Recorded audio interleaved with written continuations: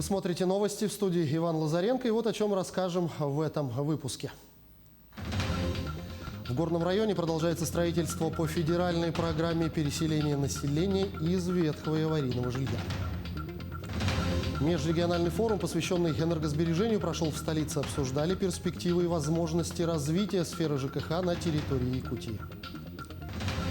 Призеров прошедшего чемпионата мира и первенства России среди юниоров по вольной борьбе чествовали сегодня в Якутске.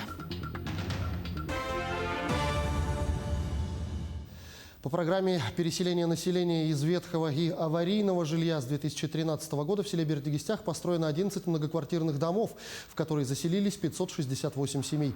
В районном центре Горного Улуса компания «Агдезия» с прошлого года начала строительство 7 многоквартирных домов в квартале МСО.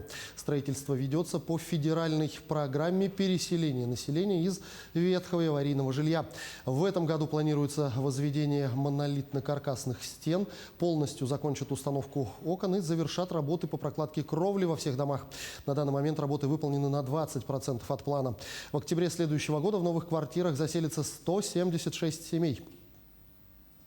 Многоквартирные дома в квартале МСО будут подключены к системе отопления от котельной МПМК, газовой котельной.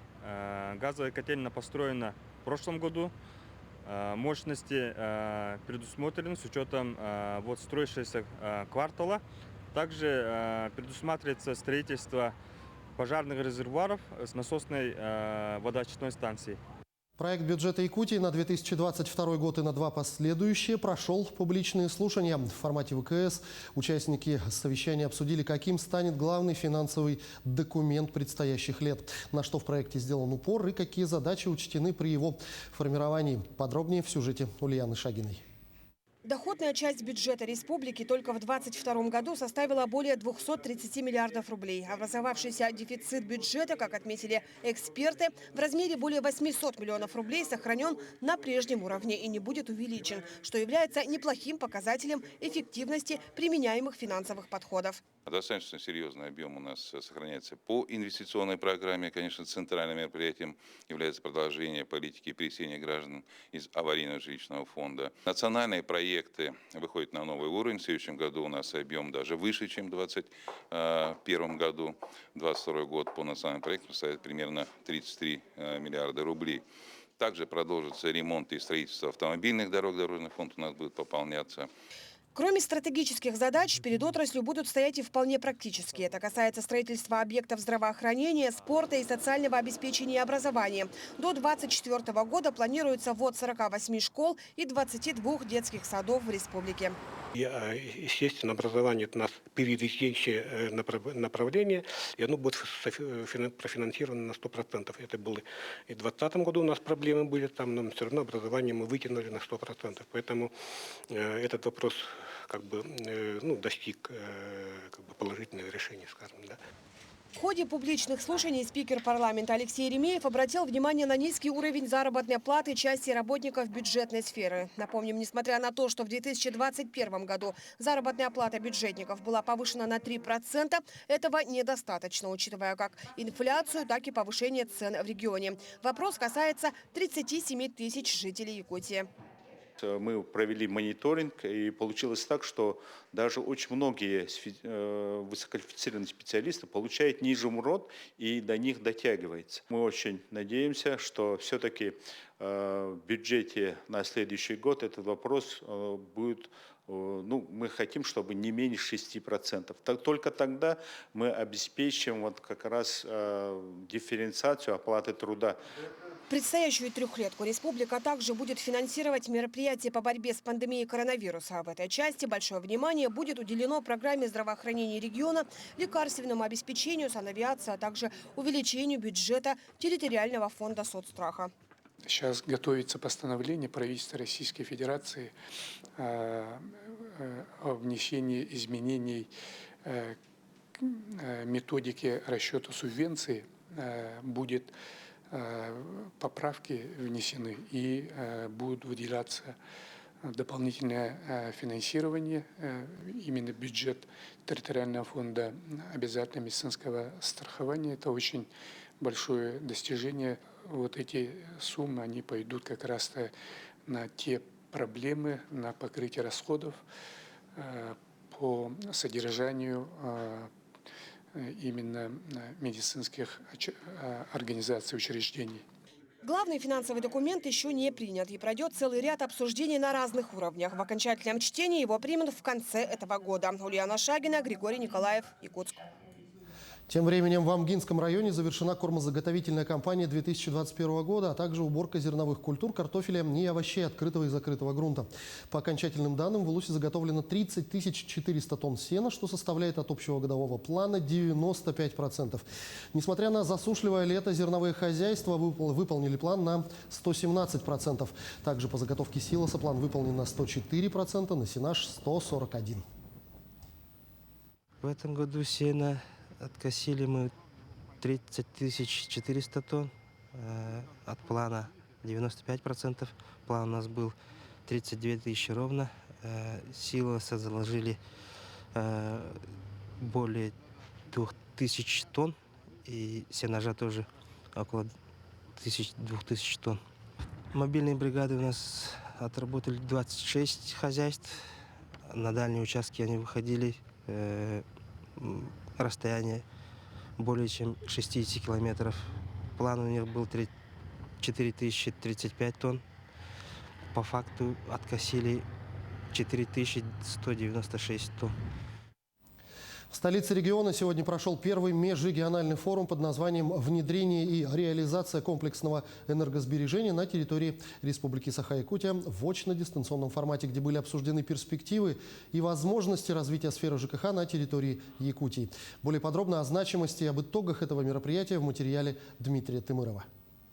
Форум прошел в непривычном, но удобном формате, очно-заочным для участников этого мероприятия с охватом многих субъектов страны, которые сегодня заинтересованы в развитии сферы ЖКХ у себя на местах. Основной задачей форума это является показать опыт региона в реализации энергосберегающих проектов и привлечении инвестиций. Министерство ЖКХ и энергетики республики на этом форуме представило ряд региональных проектов, которые успешно реализуются сегодня на территории субъекта. Напомним, наш регион является одним из передовых субъектов страны, где успешно реализуются энергосервисные контракты. Первый такой контракт был заключен еще в 2011 году, поэтому накоплен значительный опыт в реализации таких контрактов в бюджетных учреждениях. Уже на первой панели рассмотрели информационную систему, которую презентовал Белгородский университет.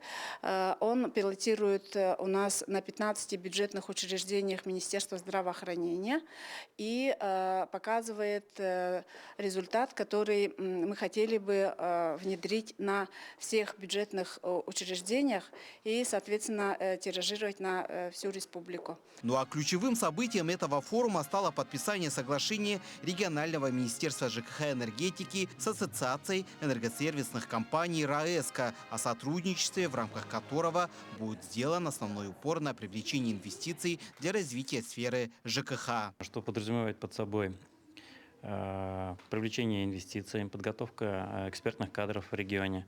Вот. Саха-Якутия, она всегда впереди планеты всей по всем нормотворческим процессам в рамках направления энергоэффективности и энергоресурсосбережения.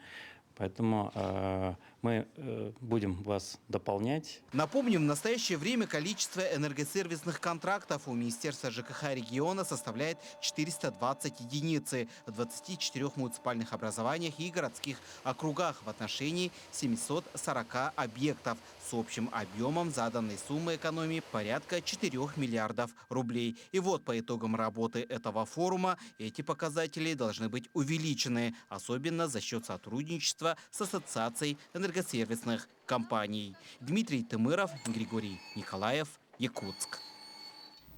Между тем, эпидемиологическая ситуация в Нюрбинском районе остается напряженной, количество заболевших не снижается.